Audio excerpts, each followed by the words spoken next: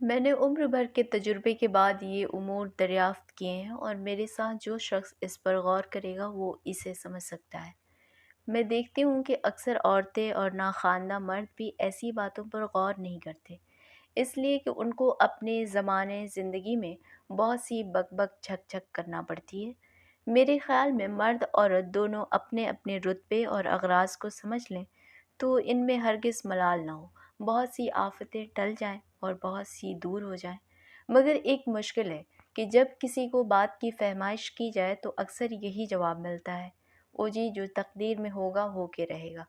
اس کا یہ مطلب ہے کہ ہم جو چاہیں کریں، ہمیں نہ روکو، ہمارے کیے کچھ نہیں ہوتا، یعنی ہماری بدکاریوں کا کوئی نتیجہ نہیں ہے، جو کچھ ہوگا تقدیر سے ہوگا، جو نتیجہ نکلے گا وہ معاذ اللہ خدا کی طرف سے ہوگا۔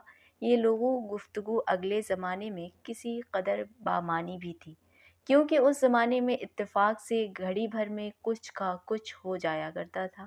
اس پر مجھے شاہی زمانے کی ایک نقل یاد آئی ہے۔ زمانے شاہی میں انقلاب کا ثبوت اکثر ملتا رہتا تھا، لوگوں کی حالتوں میں دفتن تغیر ہو جایا کرتا تھا۔ ایک دن کا ذکر ہے کہ ایک سپاہی نہایت ہی شکستہ حال موتی محل کے پھاٹک کے پاس چبوترے پر پڑا سو رہا تھا۔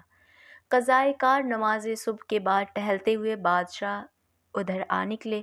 اتفاقاً اس وقت کوئی ساتھ نہ تھا۔ معلوم نہیں کیا جی میں آیا، آپ نے اسے جگا دیا۔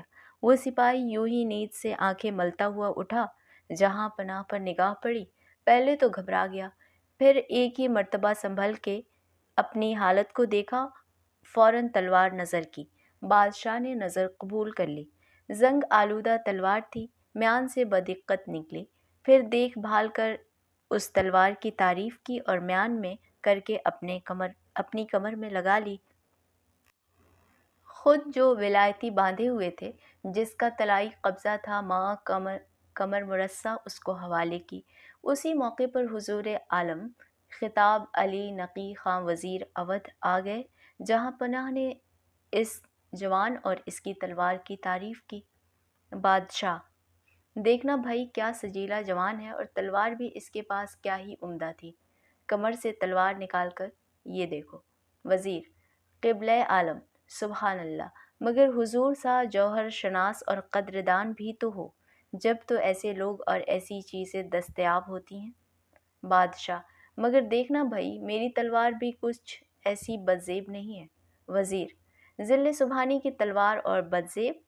بادشاہ: مگر لباس اس کے مناسب نہیں ہے۔ وزیر: درست ارشاد ہوا۔ بادشاہ: اچھا ہمارے کپڑے تو اسے پہنا کر دیکھے جائیں۔ اس اشارے کے پاتے ہی لوگ دوڑے، لباس کی کشتیاں ہاتھوں ہاتھ آ گئیں۔ بادشاہ نے ملبوس خاص جو اس وقت پہنے ہوئے تھے، مالائے مروارید اور جوڑے نورتن مرصع کار، اسے عنایت کی۔ آپ اور کپڑے زیب تن کیے۔ جب وہ کپڑے پہن چکا: بادشاہ: ہاں اب دیکھو۔ وزیر: واقعی صورت ہی اور ہو گئی۔ مصاحبین اور حضار بھی تعریفیں کرنے لگے۔ بادشاہ تھوڑی دیر یہاں ٹھہرے، اب سواری آ گئی تھی، سوار ہو کے ہوا کھانے چلے گئے تھے۔ سپاہی خوشی خوشی آیا، جوہری مہاجن دلال گویا ساتھ ہی لگے ہوئے تھے، اسباب آنکا گیا، سب 50-60 ہزار روپے کی مالیت تھی۔ سپاہی کا حال سنیے، کہیں نجیبیوں کی پلٹن میں 3 روپے کا اسم تھا، اور رات کو گھر میں کھانے پر بیوی سے تکرار ہوئی۔ آپ خفا ہو کر گھر سے نکل گئے، رات بھر خدا جانے کہاں کہاں مارے مارے پھرے۔ صبح ہوتے موتی محل کے پاس تھک کے بیٹھ گئے، نیند آ گئی۔ صبح کو تالے بیدار نے جگایا تو یہ کرشمہ نظر آیا، دم بھر میں محتاج سے غنی کر دیا۔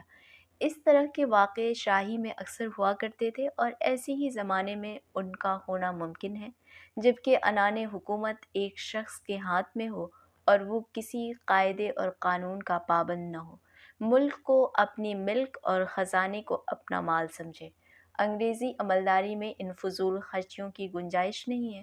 یہ ایک طرح کی بے انصافی سمجھی جاتی ہے کہ کسی شخص کو بلا وجہ بلا استحقاق ایک رقم کثیر دے دی جائے۔ ایسی سلطنت جس میں بادشاہ سے لے کر ایک فقیر تک قانون کے پابند ہیں، اگر استحقاق کا لحاظ رکھا جائے تو ہرگز کام نہ چلے۔ اس زمانے میں تقدیر کا زور نہیں چلتا، جو کچھ ہوتا ہے تدبیر سے ہوتا ہے۔ اس زمانے میں تقدیر کا زور نہیں چلتا، جو کچھ ہوتا ہے تدبیر سے ہوتا ہے۔